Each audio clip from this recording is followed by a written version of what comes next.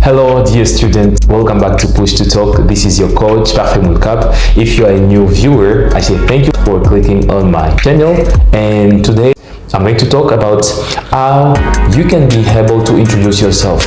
Et nous allons parler aujourd'hui de comment se présenter en anglais. Donc à la fin de la vidéo, vous serez à mesure de bien vous présenter, et c'est là, ça sera peut-être pour une interview, ou bien devant une personne, ou bien quand vous rencontrez avec une personne pour la première fois, vous serez à mesure de bien le faire. So stick along with me and you're going to learn how to be able to introduce yourself without any hesitation.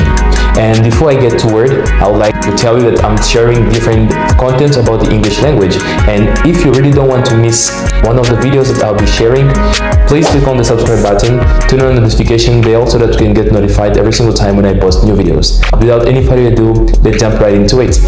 Well, when it comes about self-introduction, first of all, en français, il y a un problème de deux mots. Le premier mot, c'est this one. This one is to introduce. This is the verb, which is not pas introduire comme on peut le penser, but this one is présenter. The second word is to present.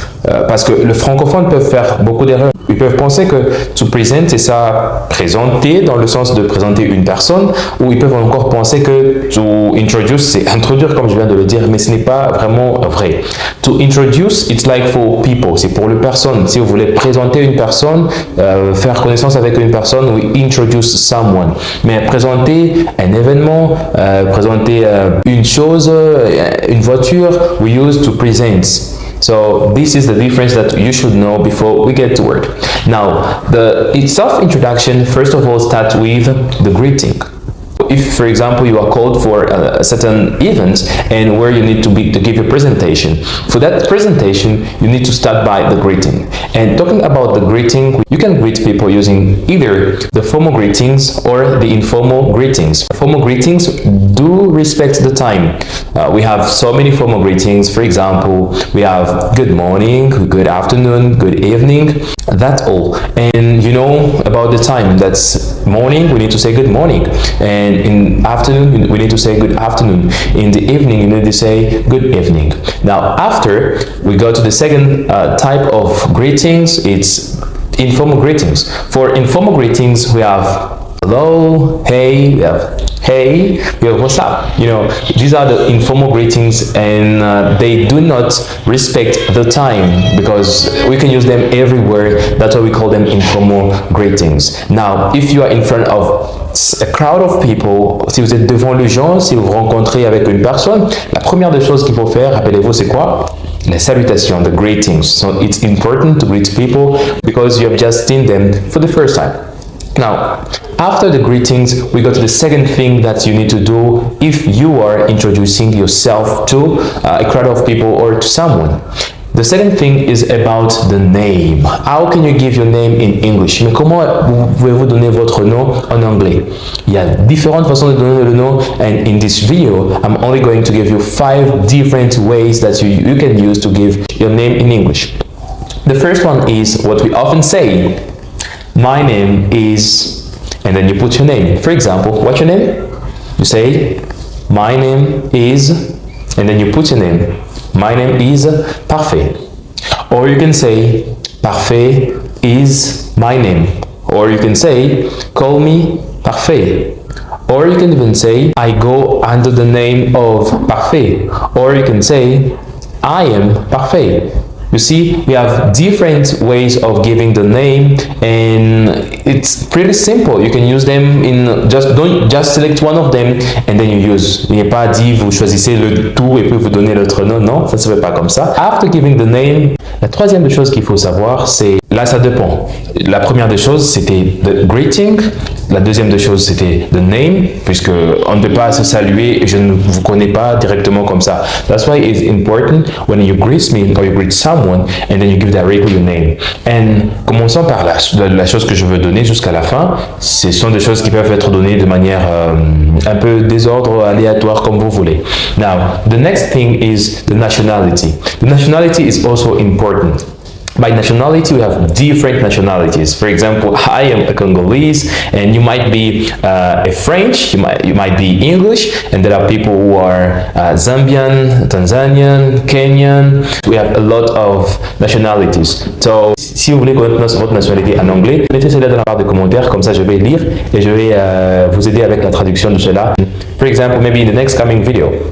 So, after nationality, you can say, I am Congolese, or I am Congolese by nationality while introducing yourself. And the fourth thing is the home address. Home address. How to give your home address in English. Talking about the home address, you need to understand we have three prepositions that we can use. The first preposition is in, the second, on, the third, which is the last one, at. Alors, s'il faut donner votre adresse, vous n'avez qu'à utiliser les trois prépositions. First of all, we put in before big zones, big areas. For example, world, for example, country, for example, continent, for example, township, city, town, quarter. Devant ce nom, vous mettez the preposition. You don't need to put on before. No, it doesn't work like this. You only need to put in before them. And on comes before avenues or road or even streets. So we put it before these things. And finally, at normally, most of the time, it comes before the number of the location. So this is the way it has to be done. I'm going to give an example. I live in Kolwezi, because currently I'm living in Kolwezi, in Jolicits, on De la Révolution, at 110. Now you see, donc j'ai respecté in, on et at. Ça c'est la manière la plus simple pour que vous puissiez donner votre home address. Mais aussi, il faut donner que le at peut aussi être utilisé pour l'avenue dans le cas où vous peut-être habitez sur les intersections des avenues. Quand vous habitez au coin des avenues, you can say I live at the corner of, and so vous mettez la première avenue, and here vous mettez la deuxième avenue. Or you can say I live at the intersection of, and.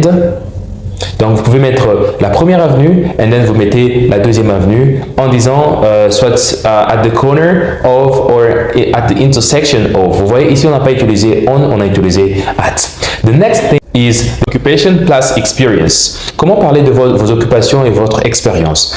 Talking about occupation, we have a bunch of things that people might be doing. You might be an engineer, you might be a doctor, you might be a trainer. For example, I am working as an engineer and I'm working as a trainer. This is my occupation. Talking about experience, we have different ways to give your experience. Par exemple, je vais dire j'ai 2 ans d'expérience en marketing. You can say I have 2 years of experience in marketing.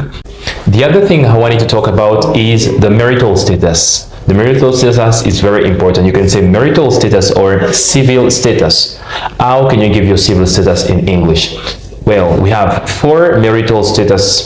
The first one is single. The second, married.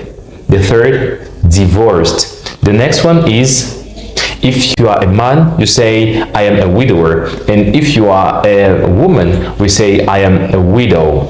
The next thing that you can also give, it depends. This one, it's not an obligation, but you can also give your age. Now, the age is not really an obligation. La chose, quand même, les gens se présentent, ce n'est pas une obligation de donner l'âge, mais s'il faut donner l'âge, faites attention.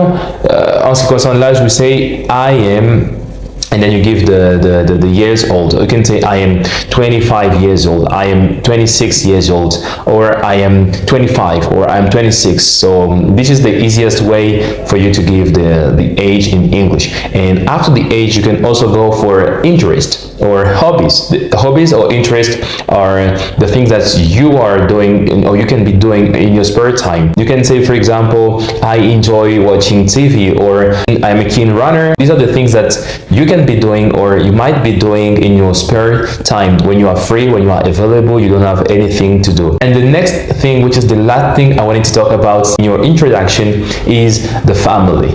And talking about the family, so many people are making this mistake, and they ask, for example, can say, how many are you in your family? And most of the people end up saying, we are 5 in our family, we are 9 in our family. This is not normally a good way of giving the number of people in your family. Donc cette façon n'est pas la bonne façon de donner le nombre de gens dans votre famille. Par contre, il serait mieux de dire, for example, if they ask you the question, how many are you in your family, you can say, I am, for example, if you are 4 and you are the first, you can say, I am 1 of 4, for example. If you are 5, you can say, I am 1 of 5. So we understand by there that you are 5 people in your family and you are 1 of them. Or you can even say, I am from a family of, and then you give the number of people in your family. Here is the easiest way to give the number of people in your family. Now, thank you very much for watching this video. I hope you're going to learn something. Ce que je viens de donner, ce sont des choses que vous pouvez donner. Il y a des choses que vous pouvez oublier et on peut poser des questions. Quand on pose des questions, vous serez à mesure de savoir comment répondre puisque vous avez cette capacité de bien comprendre d'abord l'anglais et de savoir comment répondre. I hope that's going to help you in your everyday way of speaking and in your English improvement. Click on the subscribe button if you don't really want to miss one of the videos that I'll be posting. Like this video and share. Thank you for watching. I'll catch you in the next one. Bye.